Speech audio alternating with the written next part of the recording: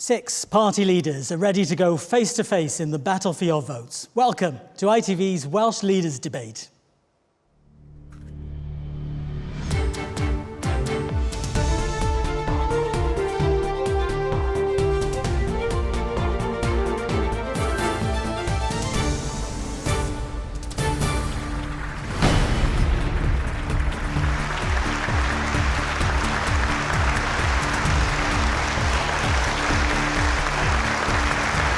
Welcome to the Royal Welsh College of Music and Drama, where the stage is set for quite a bit of theatre. Over the next 2 hours, these 6 leaders will tell you why you should vote for their party in the Assembly elections on May the 5th. The panel tonight is Nathan Gill for the UK Independence Party, Alice Hooker-Stroud for the Wales Green Party, Leanne Wood, Plaid Cymru, Kirsty Williams representing the Welsh Liberal Democrats, Andrew R.T. Davies for the Welsh Conservatives, and Carwyn Jones, Welsh Labour.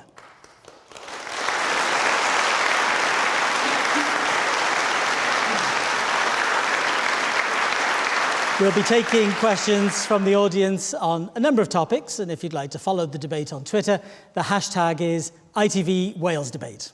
Now, though, we start with an opening statement from each of our leaders, and we begin with Andrew R.T. Davies. Good evening. It's a huge privilege to stand here this evening before you as the Welsh Conservative leader. Elections in Wales can tend to be pretty boring and predictable, but this election has a real opportunity to change things. We don't have to accept the things that we've had in the first 17 years of devolution. Those things are Labour's managed decline. There's a huge opportunity out there to unleash the potential, the entrepreneurial spirit of Wales. And if you and your family and your community want that change, then you need to vote for it. In this debate tonight, I very much hope that I can put forward the policies that the Welsh Conservatives have on the issues that we will discuss. But ultimately, you are the bosses in this election. You, your family, and the communities that make up the nation of Wales will determine who will govern Wales for the next 5 years. And we can't carry on with another 17 years of Labour's managed decline. So let's reach for the stars and let's go for it. Andrew R.T. Davies, thank you very much. Next, it's Carwyn Jones. Good evening. People are saying that this campaign has been dominated by the steel crisis, by George Osborne's budget mess, and by the junior doctor strike in England. And to an extent, they're right. Because our steel industry supports over 6,000 good, skilled jobs. When the Chancellor messes up his budget, it's Welsh families and businesses that suffer. And people need to ask why there's not a junior doctor strike in Wales. It's because we respect our NHS and its staff.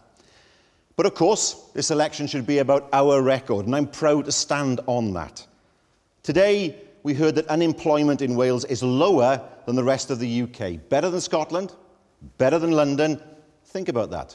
More jobs closer to home. And that's what a Welsh Labour government can do. That's the difference we can make, fighting for jobs, investing in schools and skills. But we know there's more to do. We're halfway through a decade of delivery, and that's why I'm asking for your support to get on with the job. And next, it's Leanne Wood. I can't accept, and I'm sure that you can't either, that this is as good as it gets for Wales. Our government has been led by Labour for 17 years, and they've tinkered around the edges when there are fundamental challenges which need addressing. If we do what we've always done, then we'll get what we always got. Plaid Cymru has a detailed, costed, independently verified plan to create a well-educated, wealthier Wales.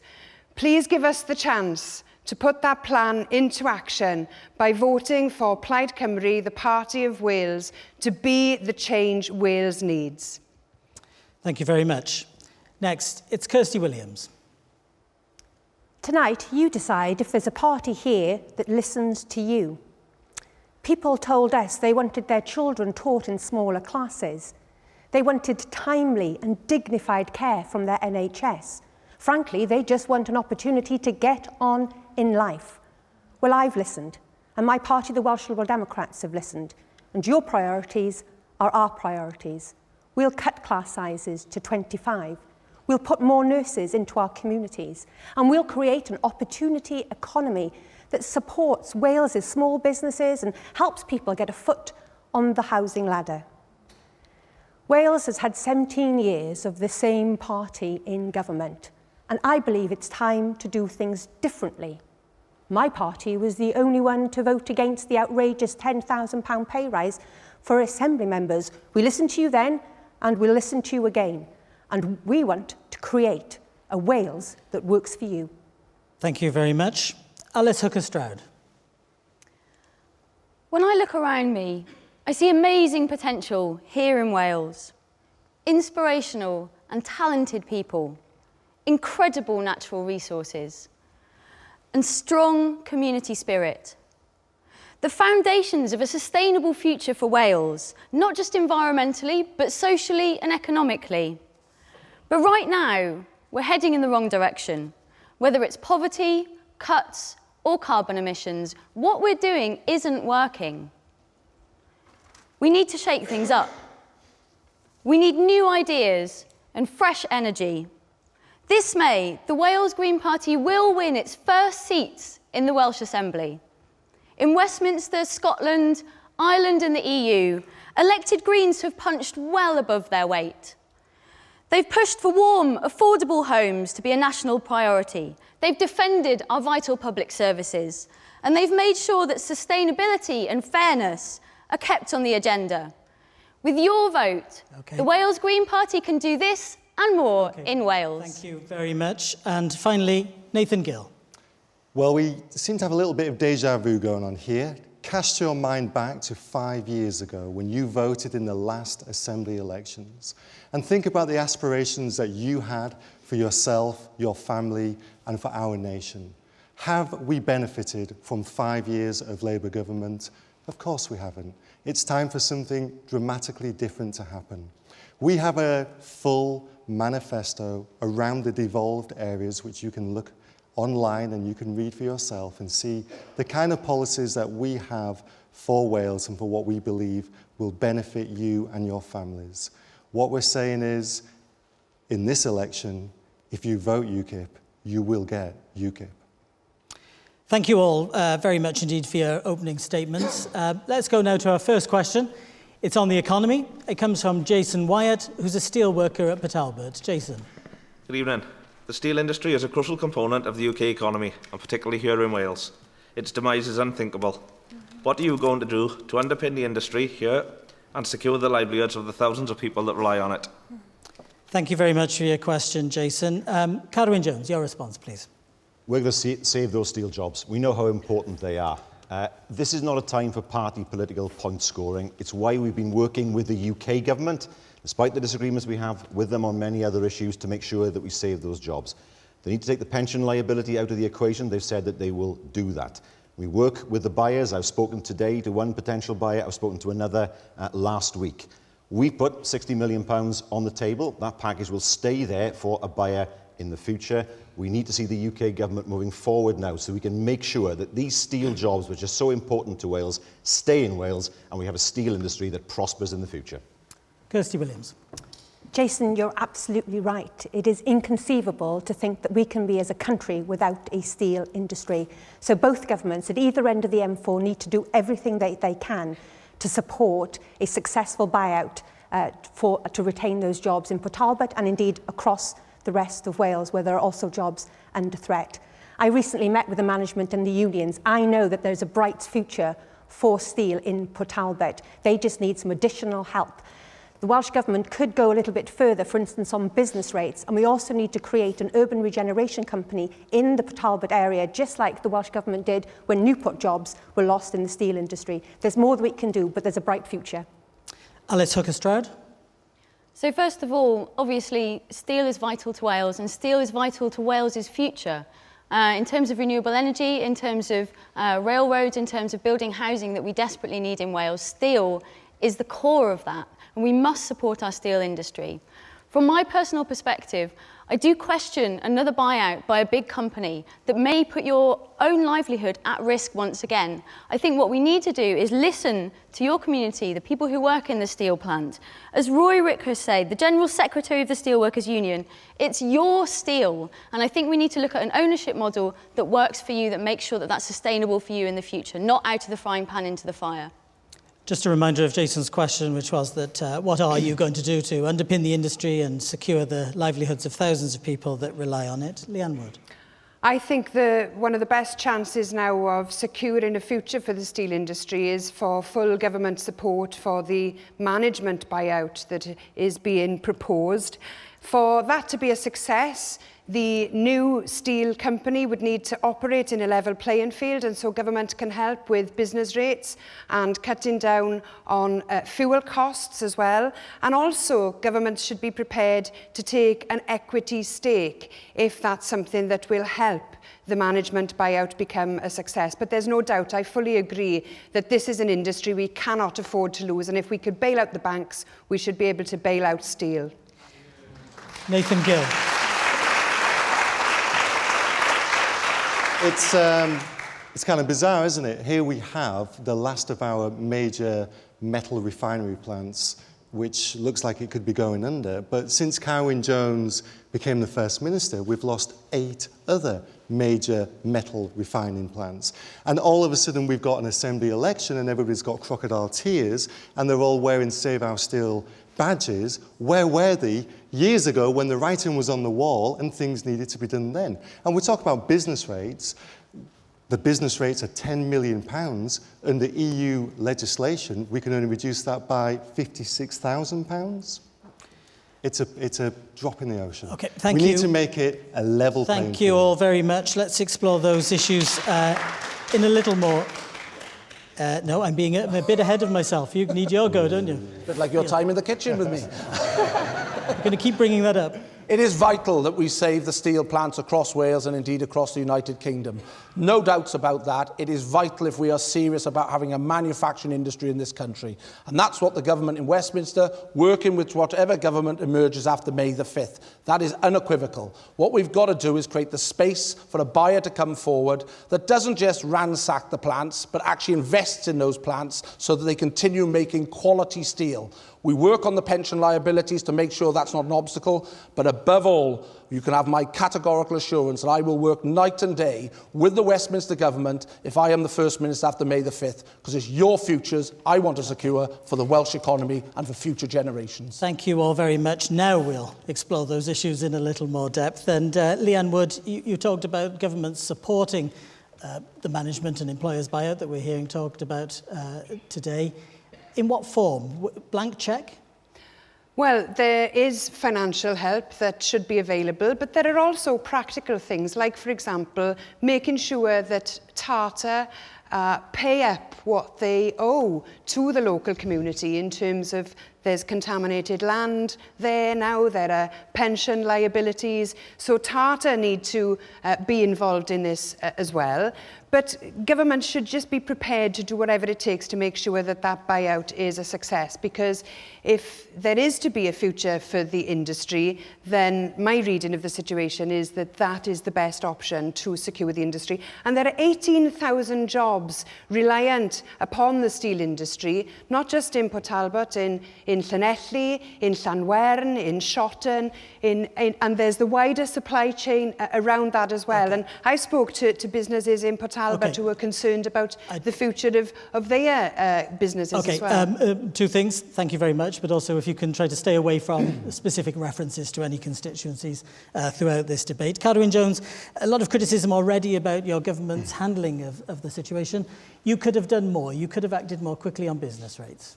Well, we offered 60 million. That's much more than we could have offered on business rates. That's already on the table. This is what needs to be done, Jason, okay? The pension liability has to be taken out of the equation. That happened with the Royal Mail. It happened when coal was privatised. When I met with David Cameron and George Osborne, this was something they said that they were going to look at and do. They need to do it. Energy prices in the UK are too high. They're higher than Germany, than France and Spain. For 5 years we've been saying this. I remember talking to Vince Cable about it. That needs to be addressed. We can't have our heavy industries having to face the penalty of high energy prices. And tariffs. The UK government wouldn't support tariffs against steel. We need to make sure that that happens in the future to give our people a level playing field. From our perspective, we'll do what we can. We'll work with the UK government. Whoever comes forward as a buyer, what's important is that we have a steel industry. Last year, it wasn't losing money. We know with the dip in world steel prices that's happening now. But imagine a situation if we didn't have steel making? How do Will we you be equip our prepared to troops? take an equity How do we stake build as ships? a government? How do we build planes? We can't do it. It's a threat to our security. Would you be UK prepared to government has take an actually equity woken stake? up in regards to that. It's important that we put money in. Okay. We've done that. UK government puts money in. Catherine we Jones. can save the steel industry. There's no question about that. But we need to make sure Catherine that Will you Jones. take UK an government equity taking stake? action. Thank Will you very take- much. Would you be Leanne Wood, make your point. Would you be prepared as a government to take an equity stake, part ownership of the company if the management buyout is a Please, success? a very brief reply on this. Yes, because we've done it in other industries as well. As long as it's affordable, that's important. Thank you very much. Andrew R.T. The Davis. important thing is that working together as governments, both ends of the M4, the spaces are created to get the sale off the ground. And favouring one bid over another at this very early stage is very dangerous. We've got to get forward credible Are you bids. suspicious of a management buyout? No, I think it is to be welcomed, but it is one of numerous proposals on the table, and it has to But be it's looked the at. best one to But keep the what's blast it- furnace but operating, it's- isn't it? What I'm It's the saying best is that we've chance. got to keep an open mind on this, and nothing should be ruled out. Public procurement is a vital plank to make sure that that can be bringing extra purchasing capacity in, and there have been measures taken on energy prices, and so we must make sure that the pressure is continually exerted to get a medium to long-term future at all the plants. Rightly, the focus is on Port Talbot, but there are many other plants that need their future guaranteed as well. Kirsty Williams. What's absolutely crucial to understand that this isn't some old-fashioned industry without a future. The plant has had a record-breaking year in terms of production. People are working really hard. And the management buyout, I've met with Mr Wilkie and the unions, and I've seen the plan that he has developed to get the plant back into profit. Now, Tata weren't prepared to back that plan, but it's a credible plan, it's deliverable, but we do need to create that space to allow those plans to be worked up and for Tata to deal fairly. What I'm concerned about is that we sell the plant as a going concern with those blast furnaces, and we don't have somebody coming in and asset stripping and only taking the good parts of the business, because if we lose those blast furnaces, we're in a lot of trouble. All right, Alice Hooker-Stroud. Steel making in some ways is one of those big energy intensive businesses that you actually want to see change. Do you want to bail out this industry, or do you want to see it? Well, as I said, the steel industry has a huge role in the future, in a sustainable future for Wales. I do think that obviously there are measures to improve energy efficiency. Essentially, the plant in Port Talbot is actually already pretty energy efficient, and actually the company profits from that in terms of out of the EU ETS scheme. As a result of that. I think what I want to bring into this conversation really is the profit line. The profit line is what the company looks for. And if a new buyer comes along and sees that Port Talbot or any other plant is not profitable, then it will simply close it, because it doesn't have responsibility to the community and to the workforces, which is why I think we either need to look at either renationalisation or perhaps a worker-owned co-op. All right, thank you. Thank you very much. Nathan Gill. Yeah.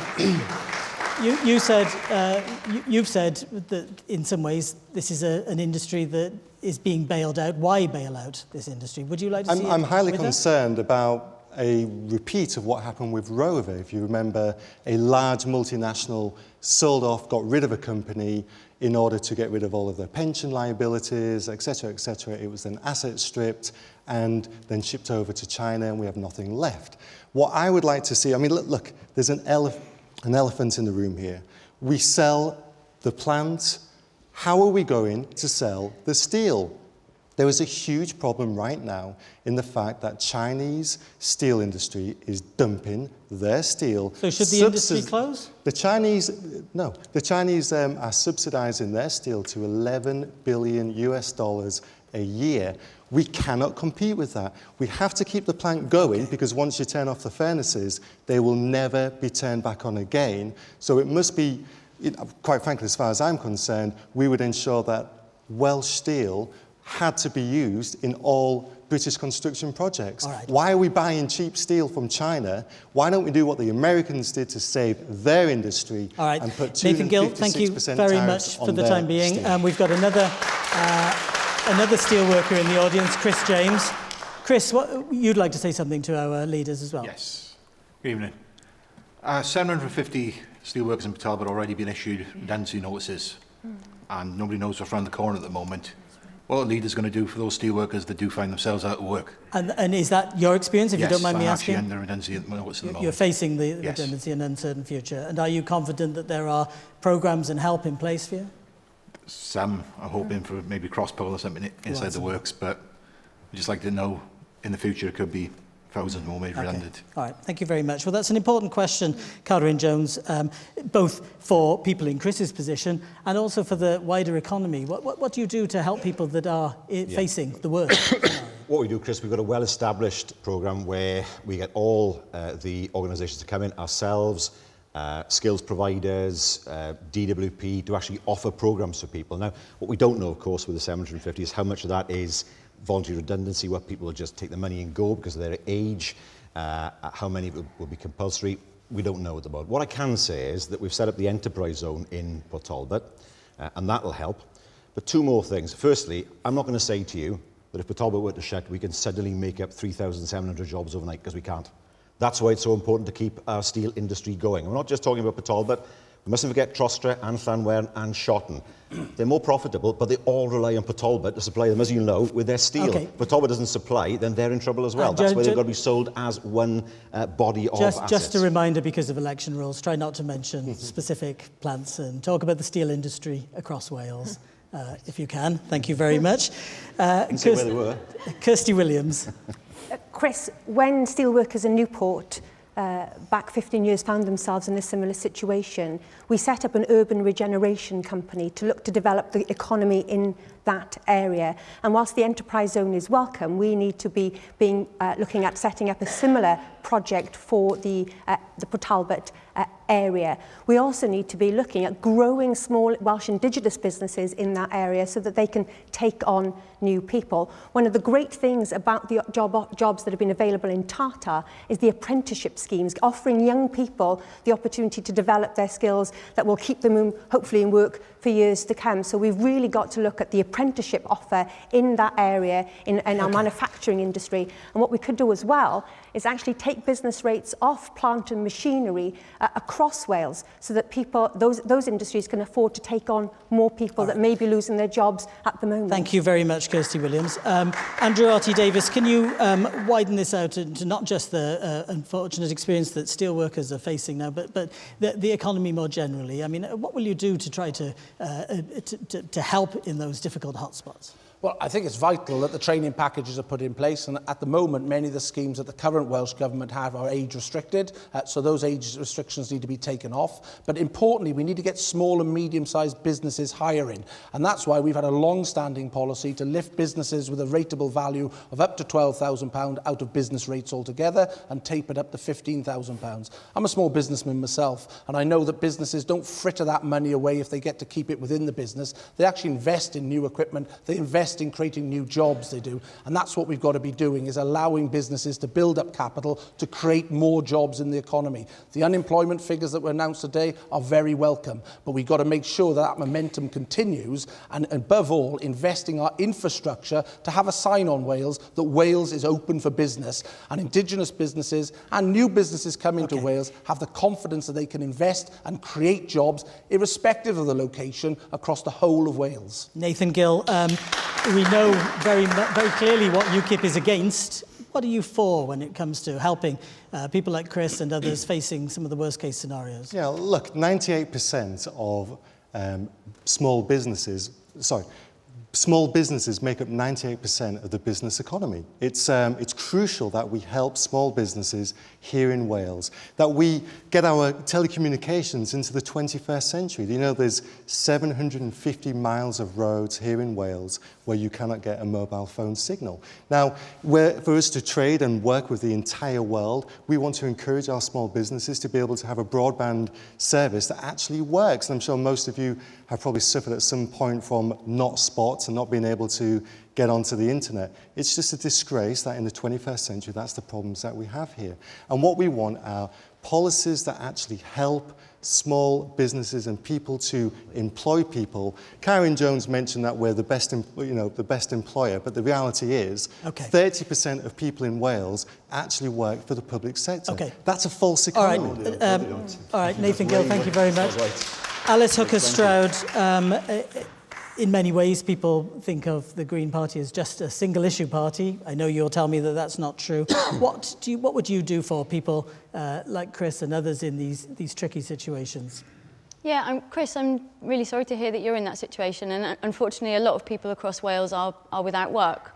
A lot of people are in very difficult situations, and with some of the things that are coming down from Westminster in terms of benefit sanctions, etc., then we've got even more of a responsibility here in Wales to look after people when they end up in those difficult situations. There is, of course, the case for making a lot more jobs, and I would say, and I'm going to sound like a single-issue party here, but there is a huge opportunity in terms of renewable industry here in Wales. We have abundant natural resources, and we have good skilled workers like yourselves that have transferable skills to move into those jobs, and I think we should be taking that opportunity. But there's also an opportunity there to create income for our communities and for our local authorities by producing that clean energy. And with that money, we can stock up our public services. So we can do things like make sure that we do have libraries that offer skills training for people, that offer very much. opportunities in terms of writing CVs and getting other jobs. Thank you very much, Alistair Cwstrad. Leandro. Well, Plaid Cymru's economic plan is not just about creating jobs, it's about creating good quality jobs, well-paid jobs, and that's something that our economy has seen as a problem recently. Now, in order to do that, we see investment in infrastructure and in skills as being key, and we want to invest in our transport, energy, we want a WDA for the 21st century to sell Welsh businesses abroad, and we want to cut business rate and give more contracts to local firms. But in answer to your question about the job losses that have already been announced, what I want to see is a thriving steel company in Port Talbot that can take those workers back on. Okay, and you mentioned reviving the WDA. That's backward-looking, isn't it? No, it's very much forward-looking. Okay. This is something that will enable us to sell our products. Every time the Conservatives have brought that proposal forward, Plaid Cymru have voted against that. Now we have an election. Right to reply, Liam. I think you'll find our proposal is different to what you've asked us to vote on. I don't think so. I think Reen has explained it as a 21st century we want an organisation and you voted against it. You voted against it, Leanne. Let Liam Wood answer. You've answered the question. We can sell Welsh products abroad, but also to sell Wales as an attractive place to do business abroad. We've lost a golden opportunity by not having an organisation that's been able to do that. Kirsty Williams, you want to scrap enterprise zones. They're something that you argued for as well. Well, what we're finding is that the enterprise zones that have been set up haven't been successful in creating the kind of job creation that we need. So you just alter them rather than get rid of them? Well, we want to have a business-led strategy. But it's not civil servants that can create jobs. One of the big frustrations many small businesses have is that they find the civil service too slow to react to their needs. We want to create a small business administration that will actually be able to help small Welsh businesses grow, to take on those people. Because if we support our own, they're less likely to ship those jobs elsewhere, and that's really important. The thing about Tata jobs is that they're well-paid jobs. Now, drops in unemployment are to be welcomed, of course they are, but if we look at the figures, many Welsh workers are working on very low wages. The job of the next government has got to be to up the wage levels of people in Wales, otherwise we'll always be at the bottom of the wrong league tables. Thank you very much. Thank you very much, Kirsty Williams. And talking at the bottom of the wrong league tables, Cadwyn Jones, Labour's record on the economy has been ropey, hasn't it? Wales is the lowest wages in the UK. We have the lowest unemployment we've had for many years. And the lowest wages. Lower than Scotland, much lower than Scotland, lower than London, lower than the UK average. We've had the best figures for foreign direct investment for 30 years. Thanks to the UK government. Aston Martin was nothing to do with the UK government. TVR was nothing to do with the UK government. Airbus investment, Triumph, Raytheon in the north, nothing to do with the UK government. Just listen to Aston Martin. They said the reason they came to Wales, we beat off 19 other locations, was the passion and professionalism of the Welsh government. I quote directly. And Leanne, I've got to say, the answer to bringing more investment into Wales is not to set up an expensive committee, which is what the WDA did. All the WDA did was bring in low-paid jobs into Wales, low-skilled jobs that we're here today, gone tomorrow. Our people deserve a lot better than that. Your answer is to do... Your answer Just a moment. all the time. Your answer all the time is that everything is fantastic in Wales. Why is GVA 71%? All right. Why are workers in Wales earning £100 a week less than their counterparts in other parts All right, of the thank you UK? very much. If everything is so you great, will have why chance to do we respond, have those surely. appalling Think about that. statistics? I think Andrew Arty-Davis.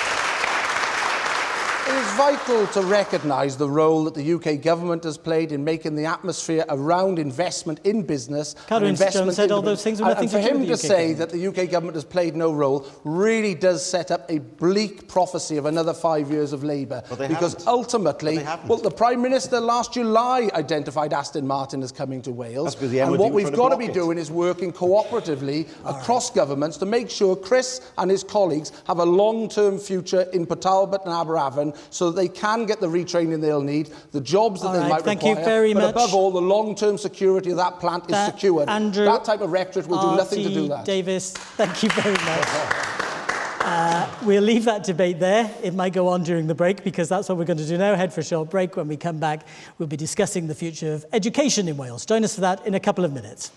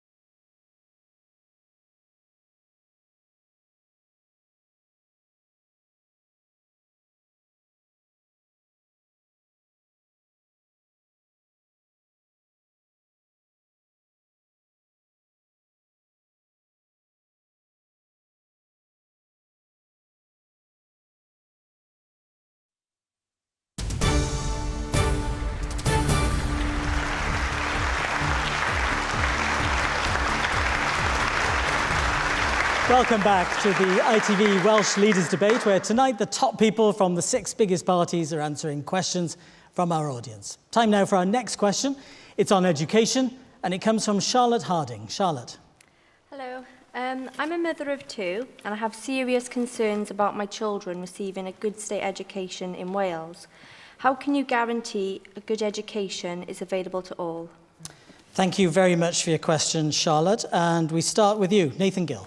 Thank you. I am a father of 5, and I know that one size does not fit all. I share your concerns. I myself, want my children to have the best education that they can, but I want it to be basically around their own individual skills, their desires, their hopes for their future, just to focus on, the academic side of things is not always the right solution. So what we would like to see are linkages between universities and with some schools so that we can have vocational colleges where children can learn skills so they can come out of school actually fit for the job market as well. Thank you very much. Andrew R.T. Davis.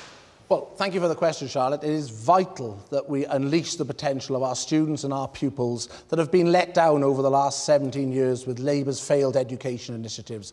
We would fund schools directly, allowing teachers and governors and parents to actually take responsibility of those schools and empower our children to force themselves on and get the best academic results possible. We would also make sure that there was parity of esteem between academic and vocational courses, because we need that mixed opportunity in our education system. And we'd remove the barriers to HE by making sure that students could have support upfront in their living costs rather than acting as an obstacle to students going forward to HE anywhere in the United Kingdom. Thank you very much. Kirsty Williams.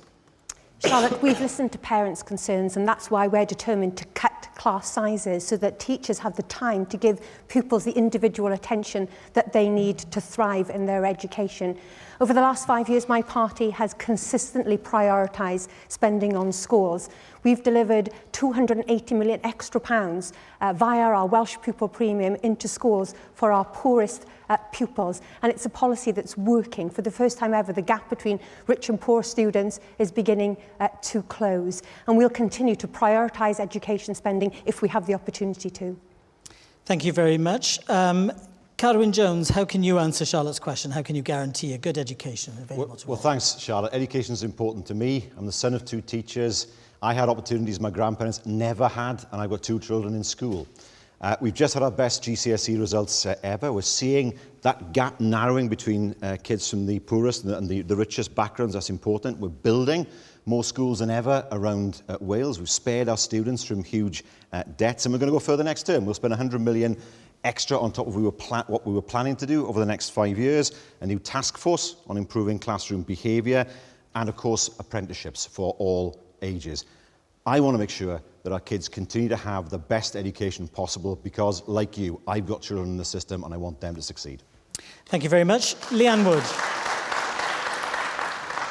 Every single child deserves the very best start in life, regardless of their background. And Plaid Cymru will invest in a cradle-to-career education service through providing full-time education for 3-year-olds, investing in our teachers so that they can upskill, and then rewarding them with a premium when they reach a higher level of qualification.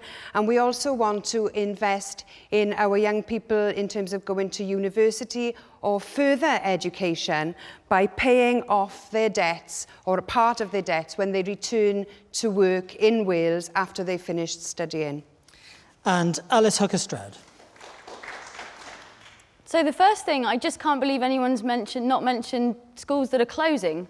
I think one of the best things that we can do to provide a good education for our children is make sure that there are actually schools there for them in their local communities. Schools hold those local communities together. They make sure families can live there. And I think we really need to defend those those schools, particularly in rural areas. To invest in our children, though, we really do need to invest in our teachers. And I'm not just talking about higher wages. When teachers go on strike, they strike because they're worried about the kids, they're worried about too bigger class sizes, they're worried about long bus journeys, they're worried about too many targets and not enough focus on actual children and what they need in their education. So it's supporting teachers to give kids the best. Thank you all. Now we move to debate this topic, and to open it up, Carwyn Jones, your former Education Minister, admitted that Labour took its eye off the ball. Well, what we're seeing now is we're seeing, as I said, the best GCSE results ever.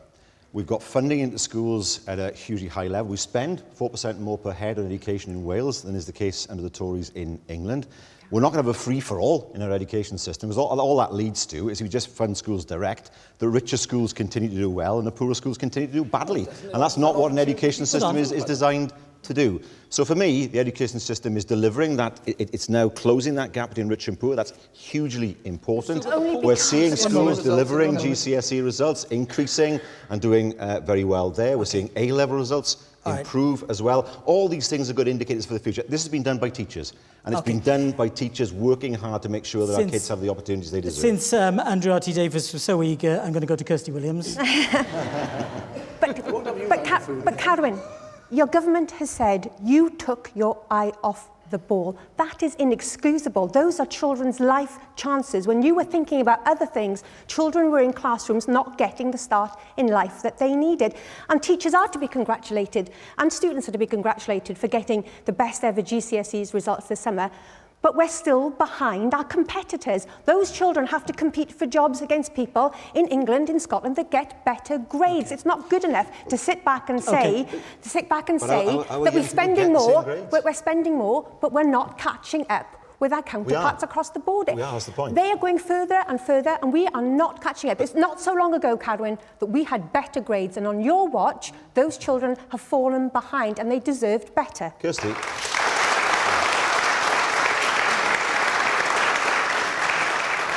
The gap between England and Wales has narrowed for years. We're behind. Next year, I expect us to overtake them. You said that last year. You said that last year. Our GCSEs are the best ever. Last year, he said. Last year, you said exactly the same. Oh, this is the year. This is the year you said last year that we take over. We overtake England. You said it last year. It's not jam tomorrow. We need jam for our children today. Okay. We need to invest in our schools. We need to lower class sizes. Okay, Kirsty Williams, you need to give Carwyn Jones a chance to reply now. We are investing in our schools. Look, I went to school in the 80s. When schools were never built, windows were never repaired. I went to a comprehensive in the 80s, and that was a fact, I can tell you. I don't know where you went, that's where I went. I mean, the reality is that we are now building schools across Wales. You can go from the north, from Wales down to the south. Okay, thank you very much, Carwyn Jones. Here has a question for Andrew. Okay, we are in the middle of the biggest school building programme Wales has ever seen. If you were in government after the 5th of May, would you continue it? Yes.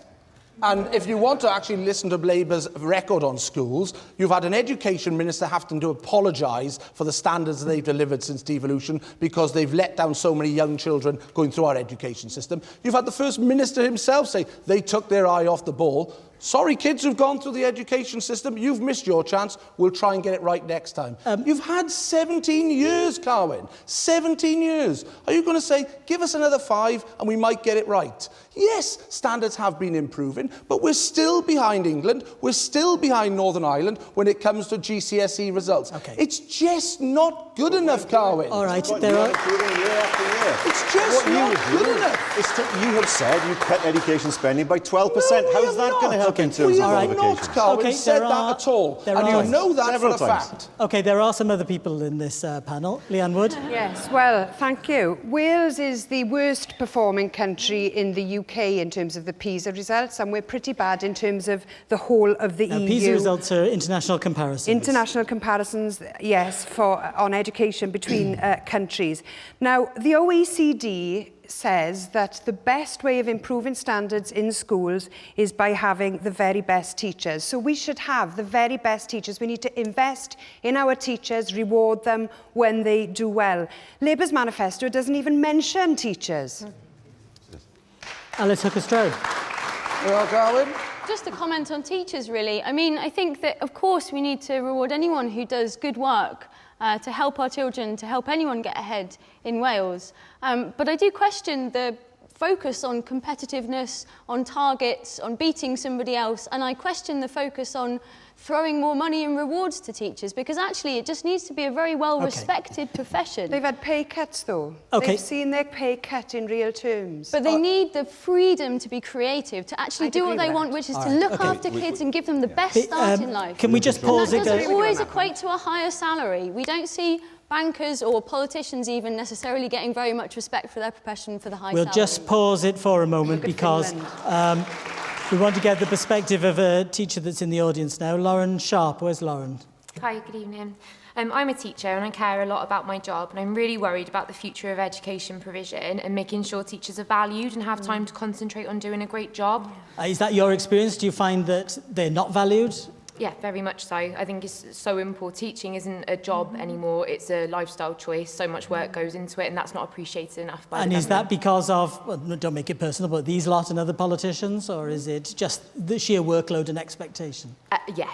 It's a mixture of all combination these of that. things. All right, thank you very much. Good point to be making. And But what teachers tell me is that the bureaucracy of the inspection system is something that ties your time up and takes you away from providing that service to the children. So if we simplified the inspection system, don't inspect the very best performing schools on the basis of time, but do it on the basis of risk. Put more effort into those schools that need the help. Thank you, Liam Wood, for stealing an extra answer. Nathan Gill. Yeah, I mean, look, you can put all of your focus into getting good GCSE results. I mean, I went through school here in Wales, and that's what pretty much happened. The teachers were teaching us how to get through the exams, but it's just lies, damn lies, and statistics. What we need is an education system that actually meets the aspirations and the desires of our students themselves. And you want to go back to grammar schools, don't you? We want to allow schools that want to become grammar schools, give them the option so that they can become areas of focus and excellence, you know, for people who really have those kind of skills. What about those who failed the 11 plus? They used to feel written off, didn't they? Well, absolutely. But what we're saying is, it's not just going to be. So do it again.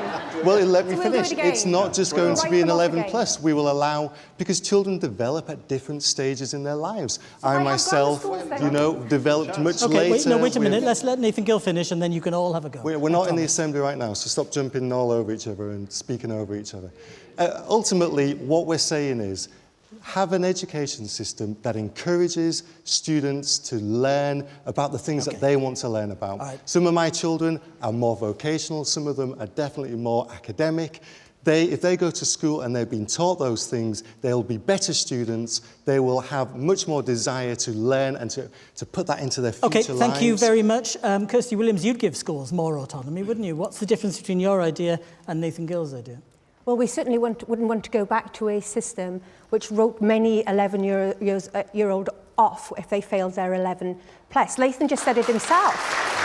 Nathan just said it himself. Children develop, and as a teacher you wouldn't know that better than any of us here, children develop at different rates, and you can't have an artificial divide at 11 that then sets that children's future in stone. Kirsty, why are you saying that if you don't go to university, you are written off? It is not all about just going to university. People who have vocational skills are just as valid as people who have higher education. I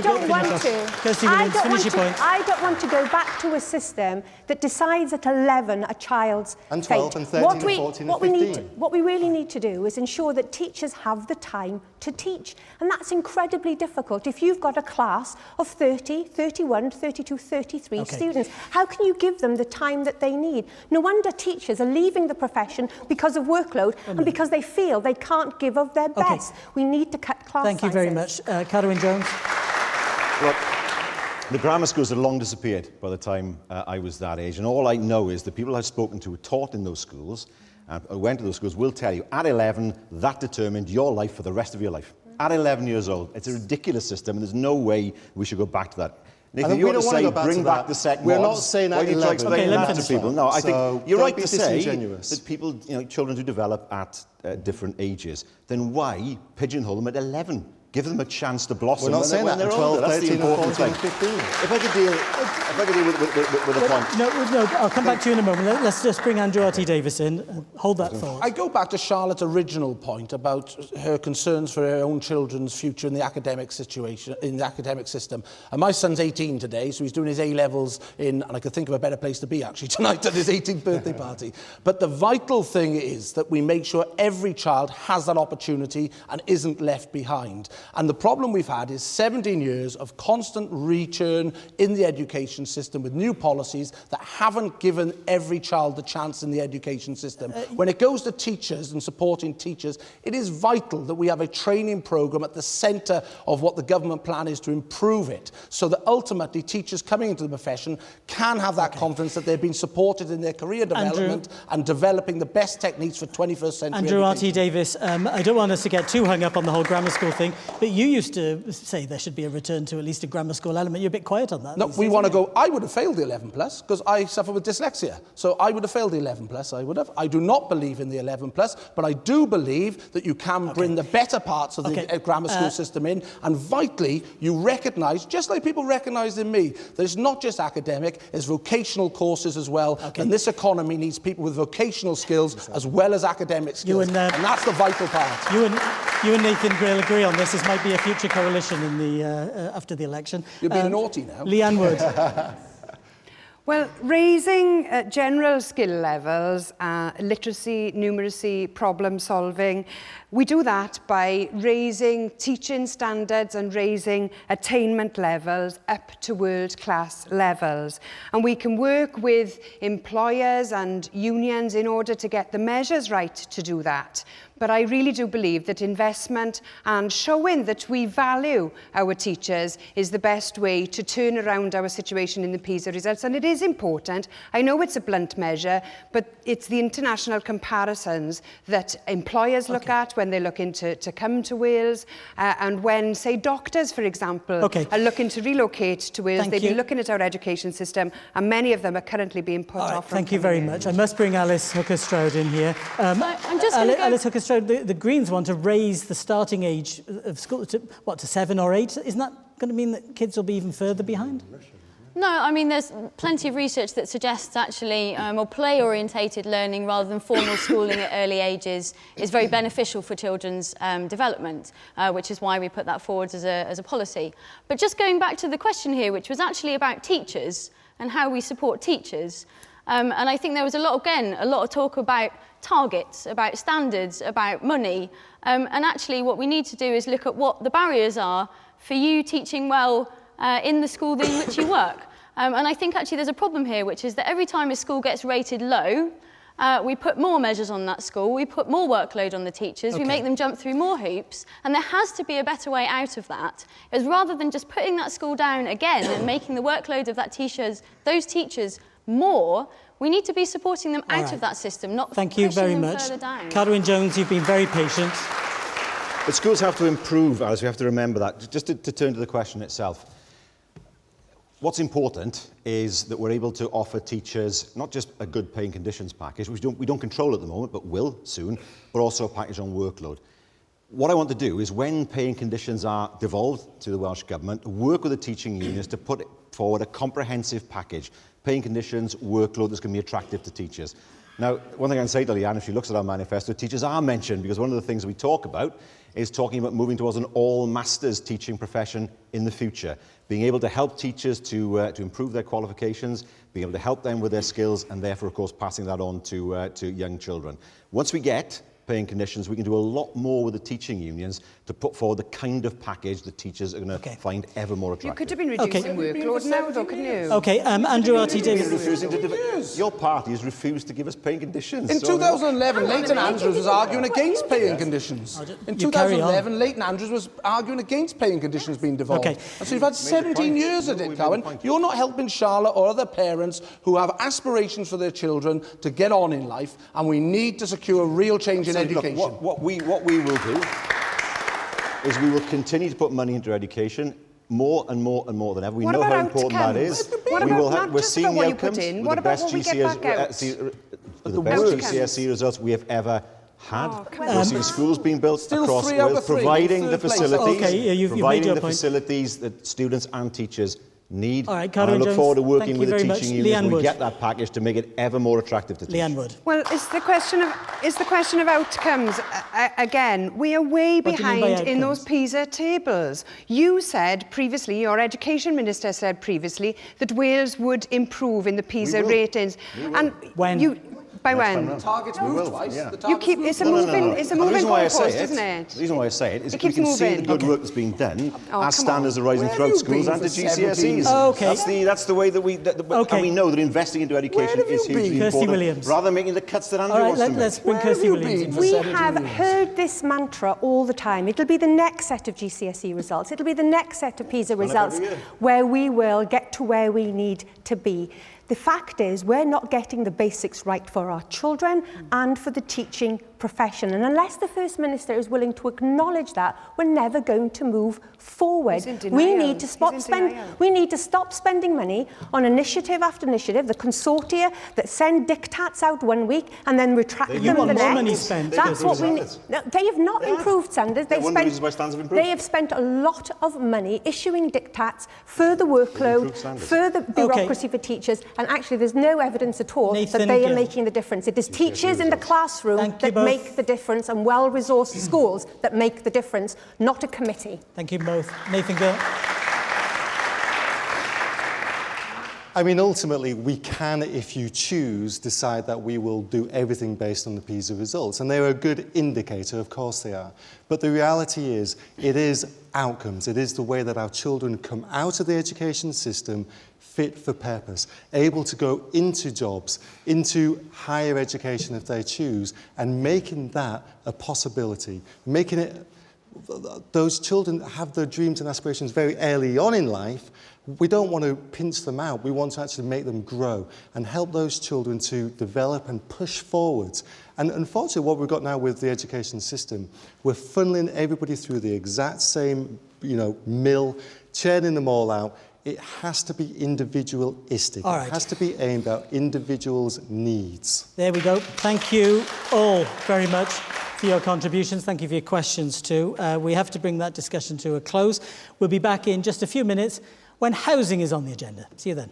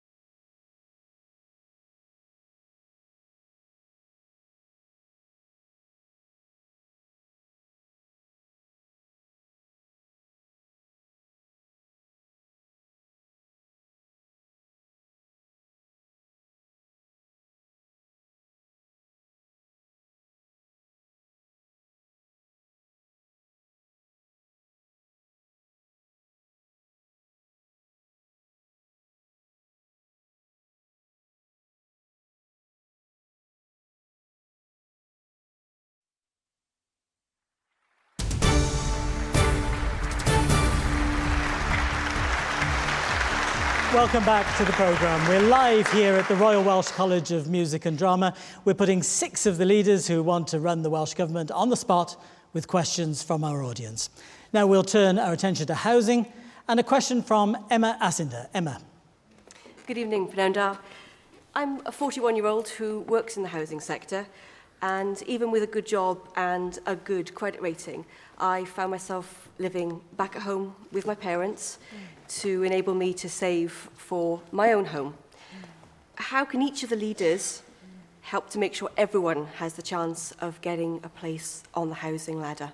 Thank you very much, Emma. I have to say we had a lot of questions on the housing and the housing issues. Leanne Wood, your response. Well, Plaid Cymru wants to see council houses built again. We want to end the right to buy because that's removed stock out of the system. We want to create a national housing company to build and borrow against rents. And we want local mechanisms to meet local needs. The existing local development plan system is not working. Too many large developments in inappropriate areas, whilst we still have unmet need and homelessness. So Plaid Cymru want to tackle the housing problem in the widest possible way. Alice Hooker-Strand. So I think there are many issues with housing in Wales. The Green Party believes that everyone has the right, actually, to a warm, comfortable, secure and, you're right, affordable home. I think one thing that we can do is create some new homes, so bring new housing onto that market, but make sure that a large portion of that is affordable housing. So out of the 12,000 new homes that we propose creating, so 3,000 of them would be properties that we would bring back into the housing market that are currently vacant, a quarter of them would be social housing. We also need to make sure, of course, that those houses are of a good standard, so they're not just affordable to buy, but they're affordable to run, so that they're well insulated and they're warm for people to live in. Thank you very much. Andrew Arty-Davis. Thank you for the question, Emma. It's vital that we do get the house building programme underway here in Wales. Wales was the only part of the United Kingdom where new starts actually went back last year by 2%, while the rest of the UK went up by 7%. So we'd work with the industry to get more new starts going to make sure there were more houses available. We'd also bring forward a package of measures where houses were built on brownfield sites in particular, that there would be a reduction of those 20% on the house price so that people could use that as their first starter homes.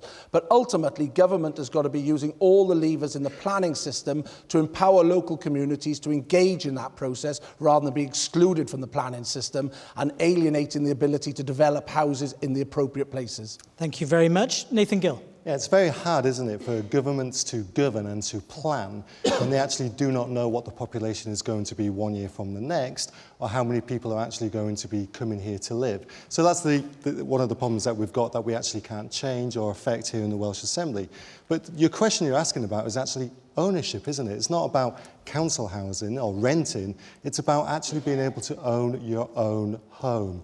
And of course, it's supply and demand. If there is way too much demand and not enough supply, it's obvious that my children and you yourself and your children will never be able to afford housing. So we need to be building, but be building in the right place. And we think brownfield sites is the right place, not our fields. Thank you, Nathan Gill. Carwyn Jones.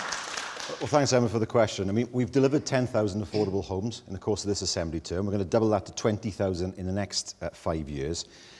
We're also going to extend Help to Buy. Nearly 5,000 people have benefited from Help to Buy, getting a step onto the ladder of housing ownership. And also looking at schemes like shared equity schemes, community land trusts, all ways of bringing down the price of houses when people look to buy. And that's good for the construction industry as well, of course. But also, we'll be redoubling our commitment to social housing. I don't think it makes any sense at all in building council houses only to flog them off on the cheap. And so we're going to end the right to buy to make sure there are more local houses for local people. Thank you very much. Kirsty Williams. Emma, housing is an incredibly important policy for my party, and we've consistently raised that over the last 5 years because it hits 2 priorities. One, making Wales a fairer society so that everybody can have a secure home in which to live, raise their families, but also aspiration so that people like you who want to own their own home can do so. We do need to build more affordable homes, a mixture of renting and properties to buy, and develop a new scheme. Many people can afford the monthly mortgage. It's the deposit that is the killer when it comes interest in making that step onto the housing ladder. That's why we want to introduce a rent-to-buy scheme that would allow people to move in and purchase their property as they paid monthly. Thank you all very much for your initial answers. Let's start the debate on this topic now. And we begin with you, Andrew R.T. Davis. You say you'd build 70,000 houses over the Assembly term, is that right? We would work to make sure that that figure was achieved with the builders, to make sure we made packages available for blocks of ground to be made up by the local authorities and those houses brought forward. As I said in my opening remarks, Wales was the only part of the United Kingdom where house starts actually went back last year by 2% instead of going up by 7% as other parts of the United Kingdom. And if you aspire for home ownership and we're not building those houses, how on earth are you ever going to get over the backlog that has built up after 17 years of Labour in control? They just haven't been building the houses in any of the sectors, and that's why so many people, yes, but Carwyn, what you can be doing is identifying many sites that go undeveloped, making sure that they are oven ready with the local authorities, so you can go to the developers and actually say, we will work with you to develop these sites. In return, we will want rebates on these properties so that people can get their foot on the property ladder and afford the payments on those houses. It is everyone's right to aspire and own their own home. And as a Conservative, I am so proud of what we achieved in the 80s. Hooker-Stroud, you'd build at least 12,000 homes a year, you say, and yet you want to see more restrictions, more red tape, if you like, for house developers. How are you going to encourage them to build 12,000 homes?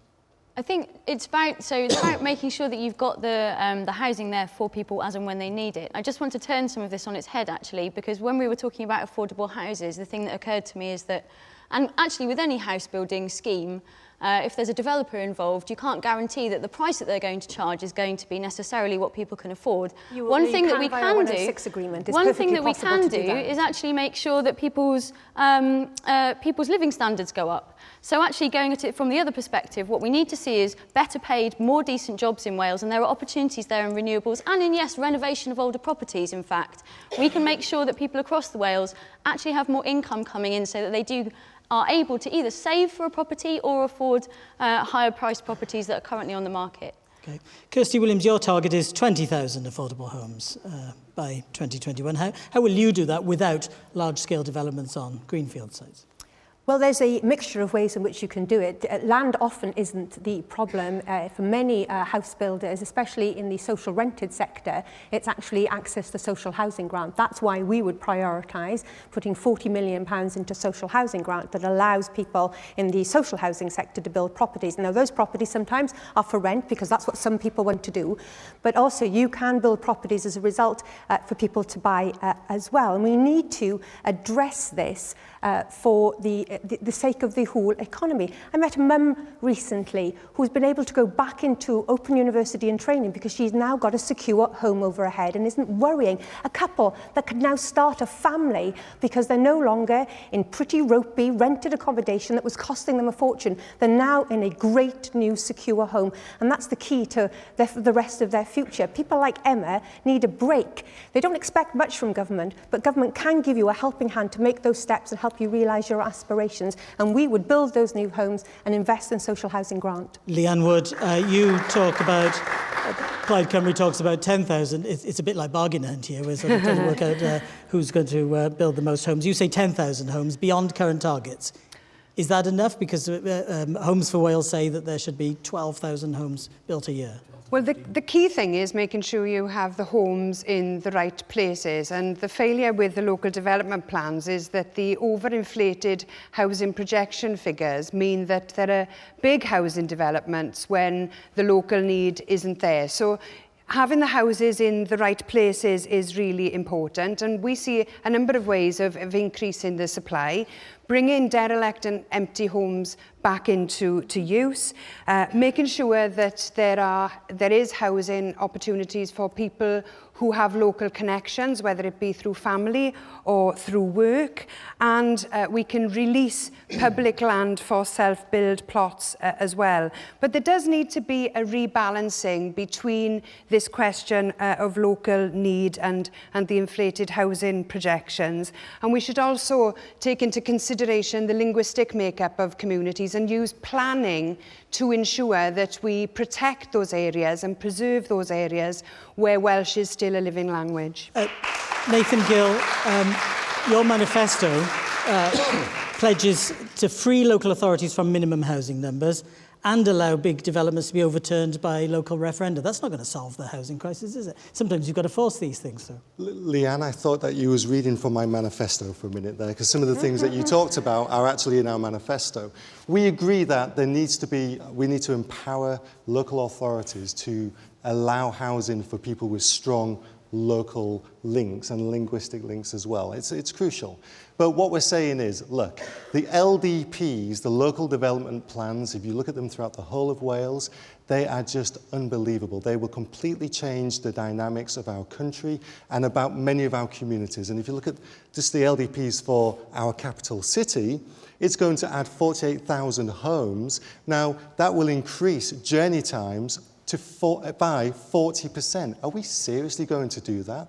That's unbelievable. What we would like to see is all of the small villages and towns taking their fair share, building smaller housing developments of between 6 and 12 houses, which will allow us to have those extra homes that we need.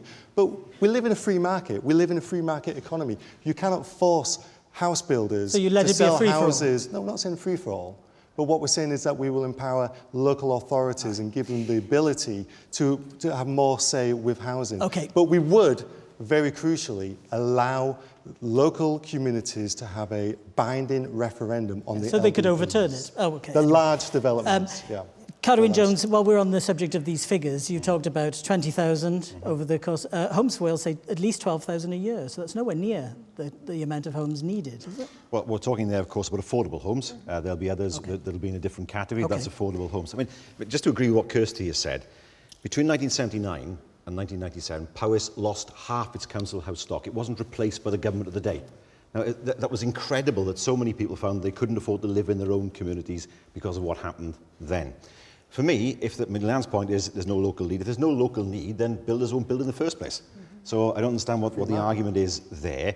We're never going to solve the housing issue by building 6 houses there and 12 houses there. And I hear what Andrew says. He says he wants to build 70,000 houses. Andrew, I can tell you, a number of your candidates, I'm not going to name them, but a number of your candidates, as part of the election campaigns, make it a promise that they will oppose any housing developments in their area. Your candidates do it all the time. Rightly so. Even the Plaid Cymru candidates are doing it. You can't want to build housing on one hand, and all your candidates try and stop houses being built on the other. Because rightly so, because the planning system that you've allowed to develop here in Wales leaves communities completely out of the loop on this. Now, under your plans, over the last Assembly, you've been building 5,500 homes a year. The requirement is between 12 and 15. There are plenty of developable sites that if local authorities and Welsh Government work together to bring those sites forward, ultimately brownfield sites in many urban areas and also developable sites within the villages. I live in the Vale of Glamorgan and I know many villages are prepared to take developments that are more sustainable, rather than the blanketing over of villages such as Colwinston, which your policies have allowed. No, you've really 3 strikes and you're out on naming villages, communities, constituencies anymore, and then I'm glad he named it. You'll be out. Let's pick up on... Can I just ask, how are the bedroom taxes helping with homelessness? Okay.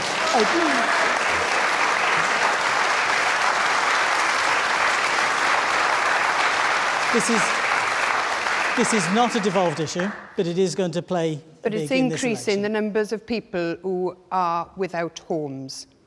There are measures made in the welfare system to make sure that it is fair, it supports people who need benefits, to make sure that is fair and ultimately make sure that it is a sustainable benefits and welfare system that meets the needs of the people who require it. And what we've got to be doing from a devolved aspect is making sure that houses are made available and the accommodation is there to cater for the people's needs right across the spectrum, because at the moment that is not being met by the current Labour government. You're building houses and selling them off under right to buy and then increasing the number of people who are homeless through the bedroom tax. I am proud that we've empowered people to own their own homes. I am proud of that. Time out for a moment, because I just want to remind you of the question which Emma asked us, which was how each of you and your parties can help to make sure everyone has a chance of getting on the ladder. And what I want to look at really is the question of the right to buy council houses. I think we know where Andrew R.T. Davies stands on this, but Kirsty Williams, where do the Lib Dems stand on the right to buy? Would you scrap it, as Labour say they would do? Yes, we would, because those are vital resources in many of those communities. There will be people who aspire to own their own home, but there will always be people for whom renting is more appropriate for them. And if we continue to let those houses to be sold off, and in England they're going to let housing associations be sold off as well, we're going to narrow the opportunities for those people, often our poorest and most vulnerable people, to have a safe roof over their head.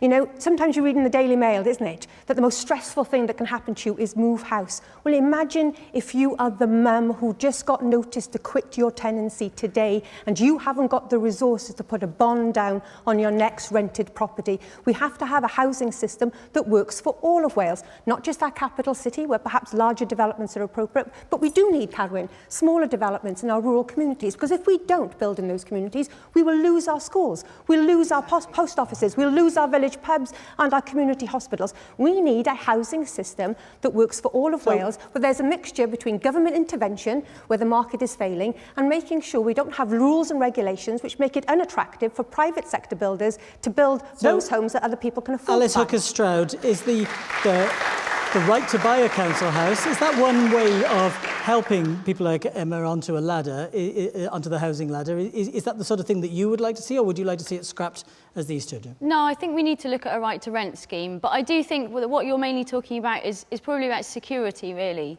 It's perhaps somewhere to put your money to make sure that you have security in your older age, but it's also a security to know that, yes, you're not forced to move. And what we would do is actually propose not only a right to rent scheme, also legislation that protects renters. And finally, I don't think the bedroom tax is fair. It doesn't just meet people's needs. All of the things that are coming out of Westminster are unfairly targeting the most vulnerable and the poorest people in our society. And that's why we would introduce a bedroom tax rebate in Wales, as they have done in Scotland. Carwyn Jones, if you do scrap the right to buy, aren't you denying people like Emma and people who are long-term tenants, aren't you denying them the right to own their home? No, because we know that what happened in the past was that we just lost council housing stock. In England now, as houses are being sold off, for every 10 houses sold off, 1 is replaced. Well, that's not sustainable at all. We want to get people obviously into the social rented market, that's true, but also to enable people to buy their houses, which is why we have Help to Buy, why we have shared equity, why we have things like community land trusts. Of course we want to help people to buy their houses, and 5,000 people have benefited from that. But for me, building council houses on the one hand and selling them off with the other is like trying to fill a bath with a plug out. It doesn't make any sense at all. And we know from past experience in Wales that so many council houses were sold off, they were never replaced by the Conservative government. That's exactly what would happen in Wales again if they were given the chance. Andrew Arty-Davis thinks it's a good idea. Is Carwyn Jones right that you'll actually be selling off council homes on the cheap? We would maintain the right to buy because we believe it is the biggest tool to socially empower people to own their own homes. But importantly, the proceeds that would come back would be used to build additional homes. And 138,000 people have benefited in Wales from buying their own home. It has transformed people's lives, it has transformed their prospects, and it has got them on the property ladder. The mistake, admittedly, was that those resources that were brought back in weren't used to build additional homes. It's not going to be like for life, though, is it? Critically, that needs to change, and under our policy, we would make sure that that money was ring-fenced, was made available to build additional homes. But I will make no apology for empowering 138,000 people across Wales to get that foot on the property ladder and empower them to get on. We've got to get Nathan Gill and Leanne Wood in. So, Leanne Wood, a quick word from you, then from you, Nathan. There are a range of measures that we can implement to improve people's access to housing. Scrap the right to buy, no evictions for the bedroom tax, and that is an opportunity we've given the Welsh Government to take up, but they've refused, they voted against Plaid Cymru amendments. We can reform the LDP system, we can stop under 18s going into bed and breakfast accommodation, and we can take action on second homes, making sure people have to apply for a change of use to convert a main dwelling into a second home. And all of those things together will improve the supply of housing. Nathan Gill, you have to be very brief. People want their cups of tea. I completely and utterly support the right to buy. It doesn't make full sense to me in which you're saying if you allow somebody to buy their council house, then somebody else won't be able to rent it. Well, what are you going to do with the family that's just bought that council house? So by freeing up cash flow and allowing to build modern housing with modern heating systems, etc., It just seemed logical to me. Nathan Gill, thank you very much. Time for another short break. You can see the reaction to what's being said on Twitter using the hashtag ITV Wales Debate. We'll be back in just a few minutes.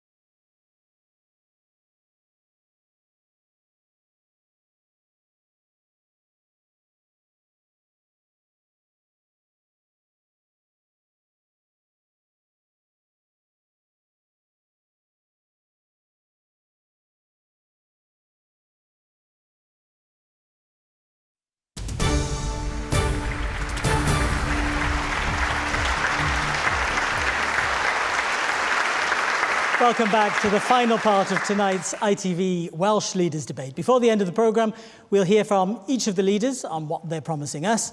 But let's turn to our last question now, and it's on the big issue of health, which all the polls suggest is the issue which most concerns us all. Our question comes from Dan Schwireb. Dan, where are you? Thank you. I'm a social worker for older people, and I can see firsthand the impact the cuts to local services are having on social services and the health service. How do you plan to make sure that everyone in society gets the health and social care that they need and deserve?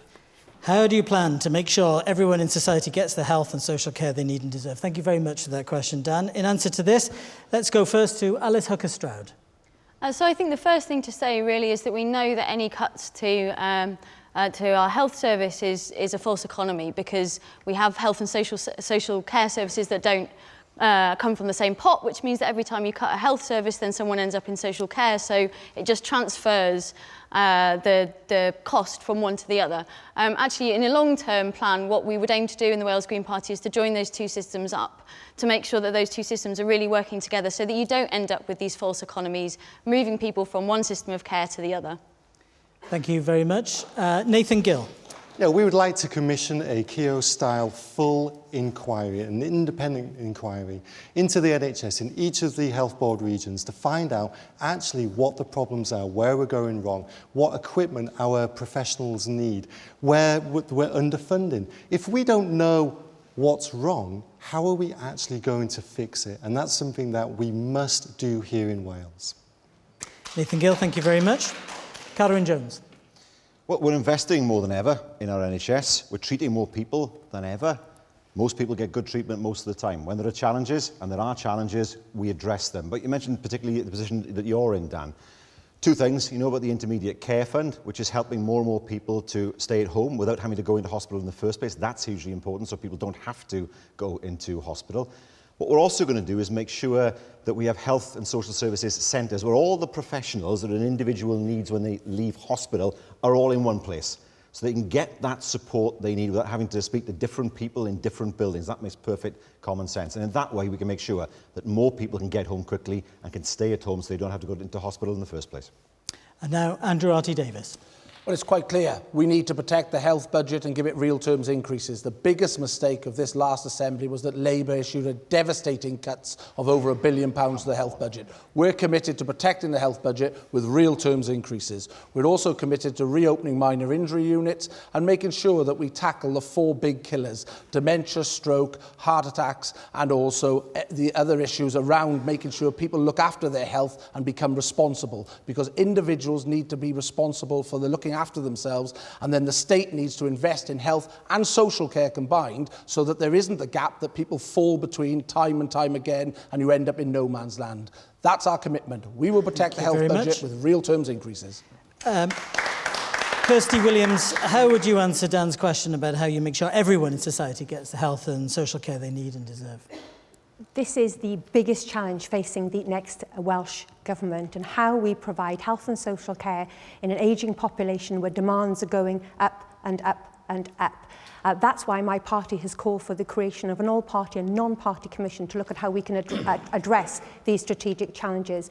We also need to make sure we have the correct staff working in our service. My More Nurses Bill will ensure we've got the correct number of staff in the hospital wards, but we want to extend that to community services as well. And we don't need to fall in the trap of just concentrating solely on a health budget. We have to address health and social care in the round, because if we rob Peter to pay Paul, we'll just drive demand in the health service. And you don't do it by passing a social services bill that actually make it harder for people to get the care packages they need. Thank you very much. And now Leanne Wood. Those who are expected to pay for care now expected not to be charged. They were promised that they would be cared for from the cradle to the grave, and it's up to our generation to honour that commitment to them. And that's why Plaid Cymru will abolish social care charges for people over 65. We will end the artificial divide that has grown up between health and social care. And over the course of 2 terms of a Plaid Cymru government, both residential and non-residential care will be free for all at the point of need. Okay, thank you very much. Kirsty Williams, as we debate this, lots of issues to do with the NHS, but one that we keep hearing all the time is that things are worse on this side of the border. Is the Welsh NHS worse than in other parts of the UK? I think there are massive challenges facing the NHS across the UK, but we can't use what's happening across the border not as an excuse not to address the problems that we've got here. We need to recruit more nurses so that they've got the time to give care, not just in hospital wards, as I said, but in the community, in our mental health wards. We know that people struggle to get a GP appointment. That's why we want to create a new focus and a new fund for primary care to ensure that people can get a GP appointment and not have the 2 to 3 week waits. And we We also need to tackle the issue of mental health in Wales. 1 in 4 of us any year will suffer from a mental health problem, yet for too long, people who suffer from mental health have been pushed to the sidelines. We want to introduce legislation that will treat physical and mental health exactly the same. But there are big challenges, and that's why I hope, sincerely hope, that after the election we can create a political space where we can have a discussion about the long-term future of our health and social care services. The First Minister agreed to do that a couple of years ago. Other people didn't want to participate. I hope once the heat of the election has gone, we can actually have that opportunity. We need to stop using the health service as a party political football. It doesn't help our staff and it doesn't help Welsh patients. The signs are not necessarily good on political parties working together. Alice Hooker-Stroud, the same question to you. Is the NHS in Wales worse than in the other parts of the UK, or are they all, frankly, pretty much the same? I think one thing that we need to think about here in Wales is that we actually have much higher levels of poverty. We have about 25%, almost 25% of our population is currently in poverty in Wales, which is much higher than it is over in England. And poverty is a real root cause. And it was interesting to hear actually the individualistic nature of your actually talking about people's public health. We call it public health, and you're saying that people need to work harder to be healthier. And actually, I think as a government, we need to be supporting people to be healthier. We need to make sure that, yes, they do have really warm homes that are affordable to heat. We need to make sure that cycle paths and routes to work and to school are safe for people to walk and cycle. We need to have lower air pollution in areas where the air pollution is incredibly high in Wales. And we need to make sure that there are secure jobs for people, because, yes, mental health is a really big issue, and it's not being addressed in Wales, but actually we could do a preventative measure, which would be to make sure that people do feel secure in their homes, in their jobs, in their income, and bring people out of poverty in Wales, which would actually reduce the pressure on our NHS system here. In many ways, the reason, Andrew R.T. Davis, that we're even asking this question is because the Conservatives have been at the forefront of some of the political criticism of the NHS. I hear that you say that it's not staff that you're criticising, but hasn't the Conservative Party and Conservative politicians gone too far in criticising the Welsh NHS? What we have done is point out where Labour has failed to deliver because they are the party in government. We have brilliance every day going on in the Welsh NHS. I owe my son's life, who's celebrating his 18th birthday, to the brilliance of the NHS because he was involved in a car accident some 15 years ago. And I will stand up for anyone who wants to try and knock the NHS staff and the way it delivers. But the political leadership that has happened over the last 17 years of devolution, and in particular the last 5 years, has delivered a doubling of waiting times. We have not had a cancer drugs fund here in Wales, and ultimately, time and time again, when I speak to clinicians on the front line, when I speak to nurses on the front line, they do not feel they are supported. What we've got to do is make sure that we have a well-funded, well-resourced health service working in tandem with the social care sector, so that ultimately you get that seamless transition between both and people don't get left in no man's land. And if you don't have the resources, the commissioners cannot commission the service. Nathan Gill, do you as a party see there are substantial differences between the health service on this side of the border? Well, I mean, I think it's about 28,000 of our Welsh citizens travel across the border to England for services. So is that a good thing or a bad thing? Well, look, you know, we're a United Kingdom, so it doesn't particularly matter. What we would like to see is doctors being allowed to be doctors and nurses being allowed to be nurses. We have GPs who actually do 80% of the work in our NHS, and yet they get 20% of the budget.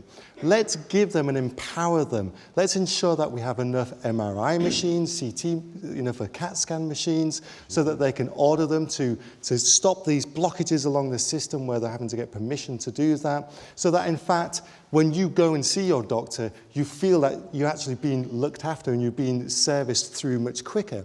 And we would love to see GPs able to actually give their patients 15-minute consultations. Now, aspirationally, but it's going to be pretty impossible, but aspirationally, it should be 20 minutes.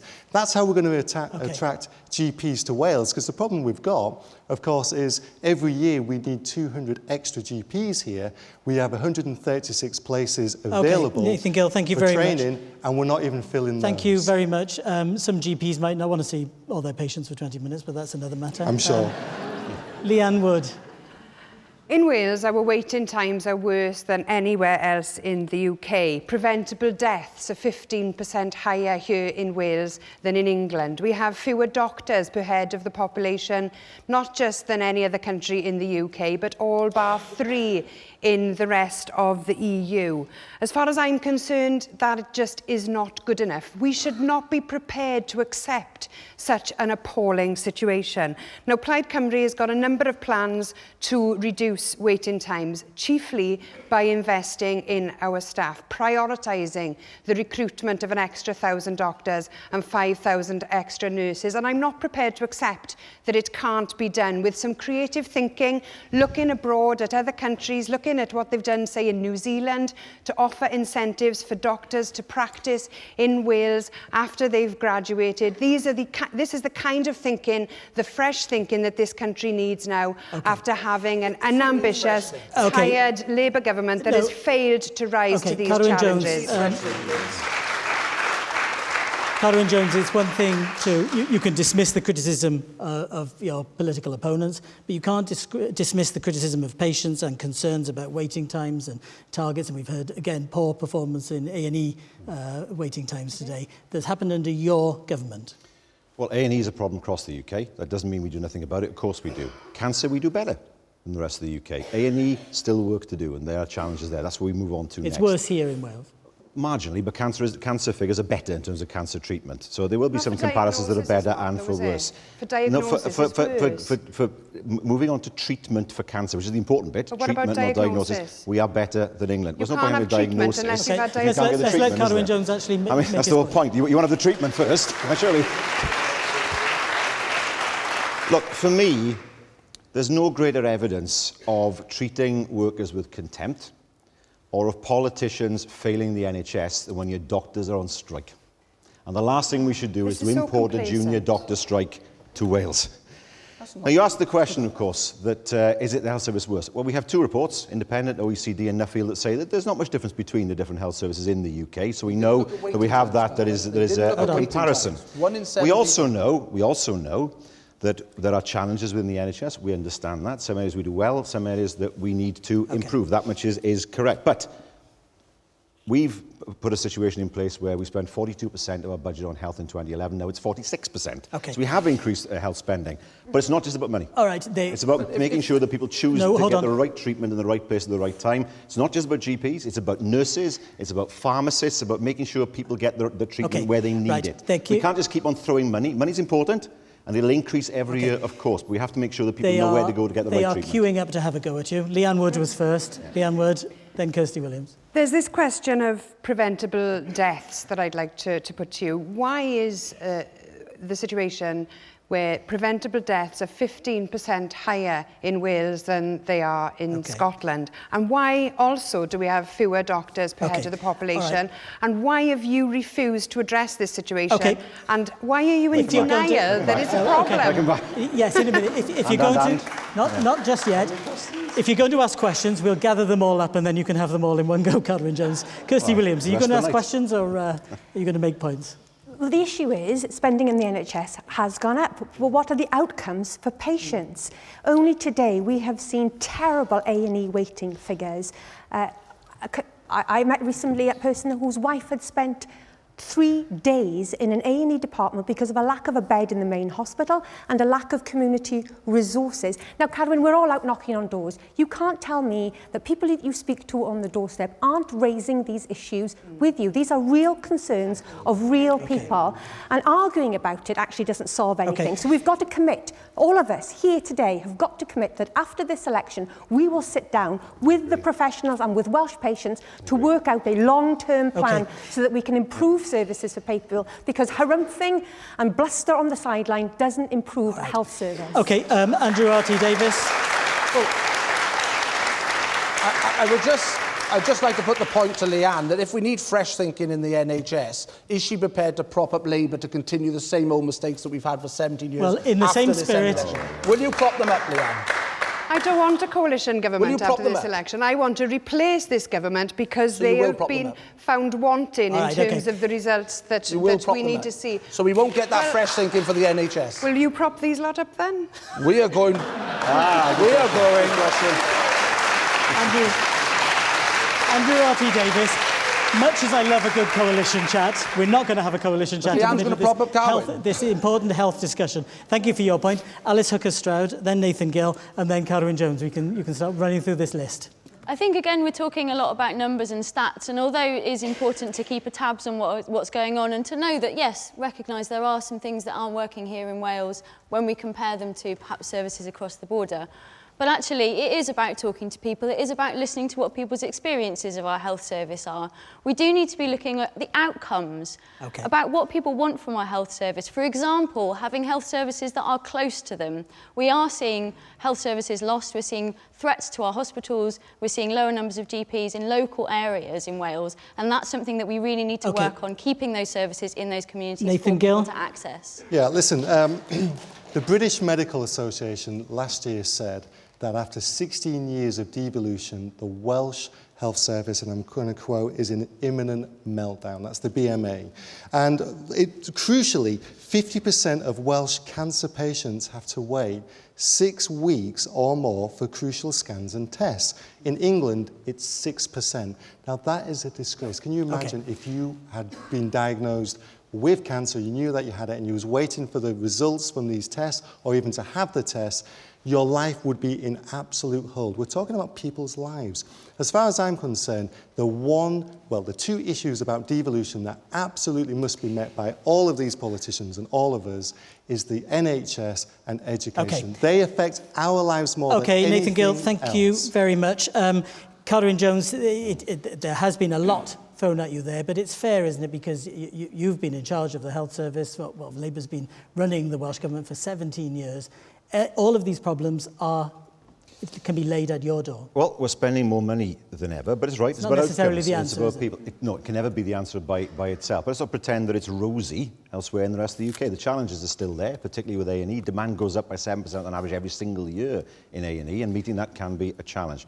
Let's turn to the questions. First of all, Nathan was talking about cancer. The time you have to wait for a cancer treatment in Wales is far lower than in England. First of all, let's get that absolutely clear. It's not a competition, it shouldn't be, I know, but that's the comparison that people make. Leanna's talked about 1,000 extra doctors. She hasn't said what sort of doctors. What she forgot to mention is she keeps on saying we need to have a pop tax to do it, which would mean everybody drinking 135 litres of pop every year in order to pay for those doctors. You're misrepresenting our policy again. You drink sugary drinks to pay for doctors. You keep misrepresenting Plaid Cymru's policies. Can I put You want to put a tax on sugary drinks to pay for doctors. That's fair, isn't it? We want to put a tax on sugar drinks to reduce obesity and reduce the tax takes to reduce the amount of money available for doctors. The money to pay for 1,000 doctors is already in the budget in our costed, independently verified plans. The sugar drinks tax would go towards additional staff, but it would also meet other important public health objectives. All right, then. That's not what you've been saying week after week in the Assembly. But Don't get too hung up on the Can I make another quick point, because one then we've of got the things another that we're going to comment do from the in the audience. next 5 years is introduce a new treatment fund. It'll mean that people who cancer have... drugs fund by another name. No, do you know the reason why? Can we explain the two... 5 years ago? It fell apart. The one you set up. It fell apart. 78,000 patients in What we will do... There's no point shouting. What we will do is put a fund in place so that where drugs are approved for life-threatening illnesses, white single cancer, there are other life-threatening illnesses as well. Cancer's serious, but there are others as well. And when those drugs or treatments are approved, they will be rolled out across Wales as quickly as possible. Frustrating as it is, we're going to get. There'll be plenty of chance for you to make your points now, but we're going to get another comment from someone working in the health service. Agnes Traore, you'd like to make your point? Where are you? Oh, there you are. Okay. Yeah. Hiya. Life on the front line for doctors and nurses is difficult and increasingly so. As a student nurse about to graduate, I think we're going to struggle to continue to attract the best of the talents to the Welsh NHS. And that's something that you, as a student nurse, you're talking to people in similar situation to you. You're finding that they are put off and they are uncertain about whether there's a career for them? Yeah. Okay. And you'd like to see these lot change that? Basically, yes. Okay. Kirsty Williams, your answer to that? You want more nurses? I certainly do, and Wales became the first country in Europe just a month ago to establish safe nurse staffing levels in our hospital ward. It was a private member's bill I was determined to get through, and I give respect to the people around this platform tonight who helped me to do that.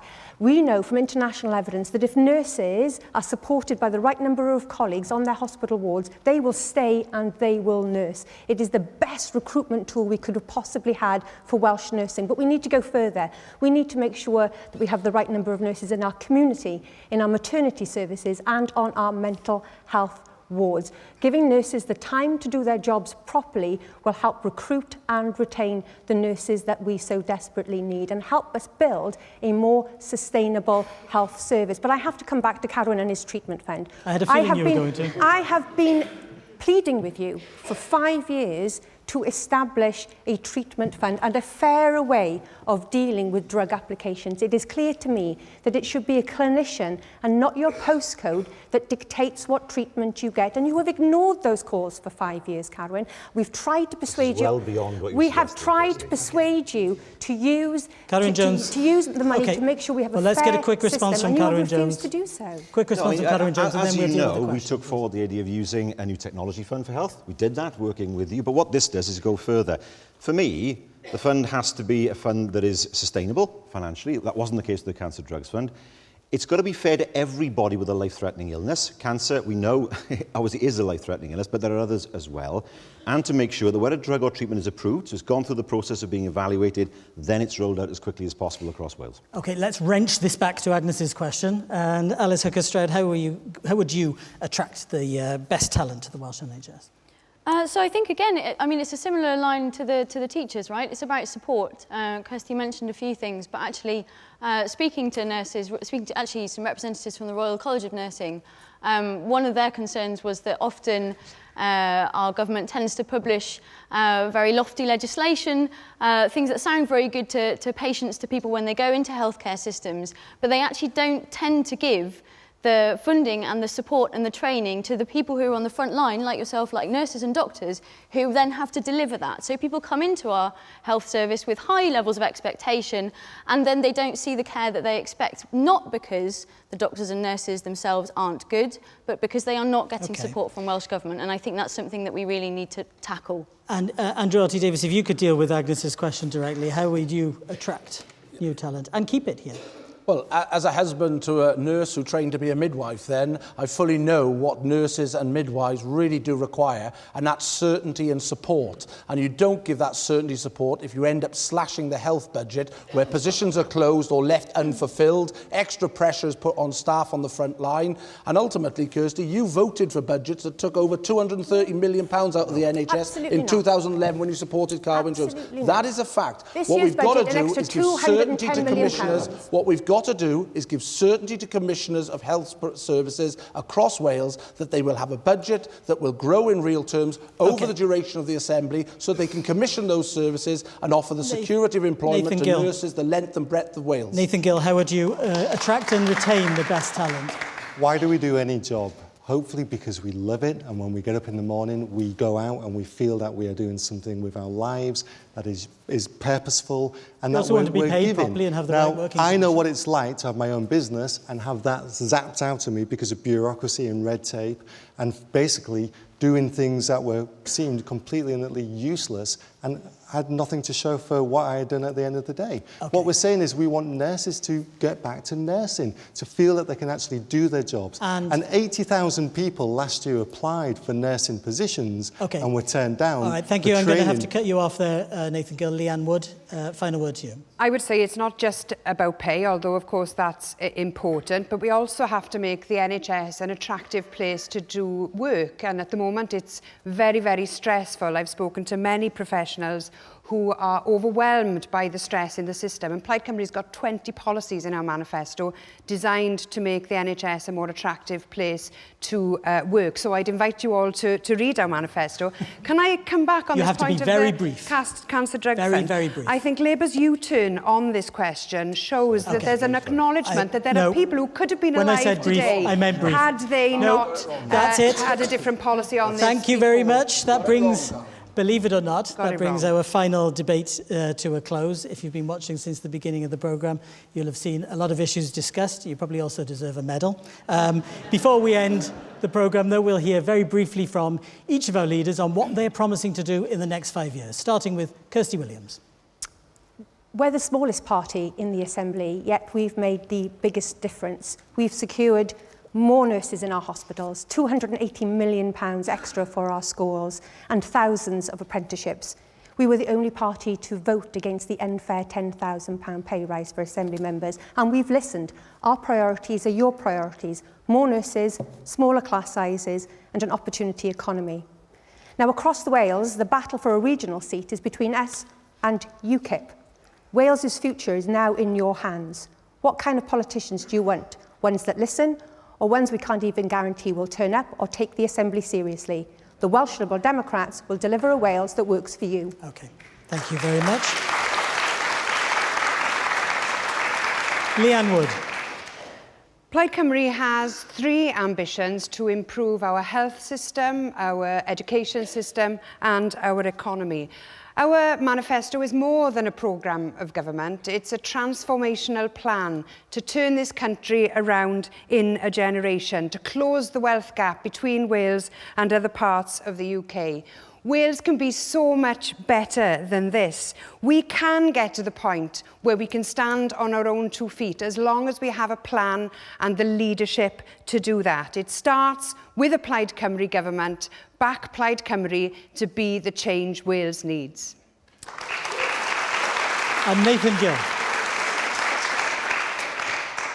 Basically, we are at the edge of something different in politics here in Wales, and it's exciting. It's exciting because there has never been a new party suddenly appear in the Assembly. Under the proportional representation system, it's going to happen.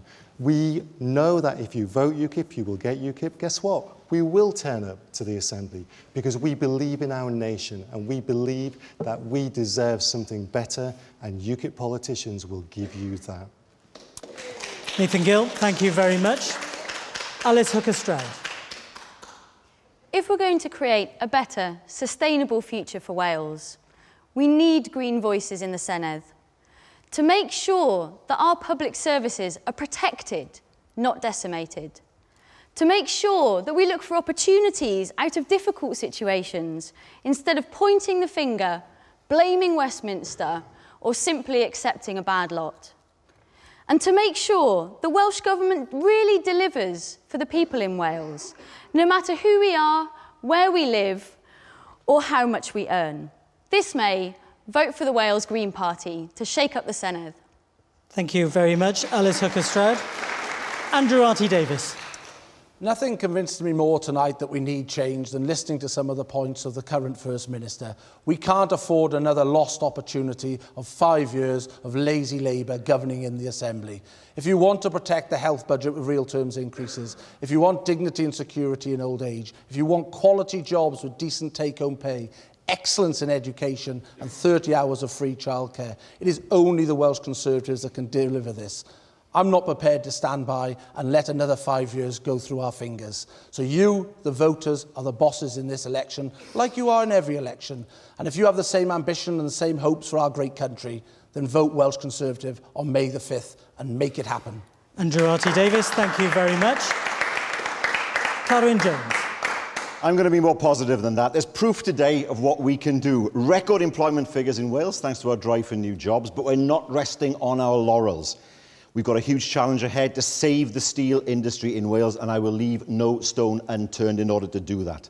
Our plan is for prosperity for all, the best childcare offer for working people, 100,000 apprenticeships for all ages, fast broadband around Wales, a tax cut for small businesses, and more money for schools. But it needs a Welsh Labour government to deliver all this. So use all your votes on the 5th of May for a prosperous, ambitious, and united Wales. Carwyn Jones, thank you very much. And thank you to all of our leaders who are here tonight and you with your questions in the audience. That's it from the ITV Welsh Leaders Debate. You've heard the arguments. You'll have your chance to vote on the 5th of May, so not long to go. There'll be continued coverage of the election campaign throughout our programmes here on ITV Wales.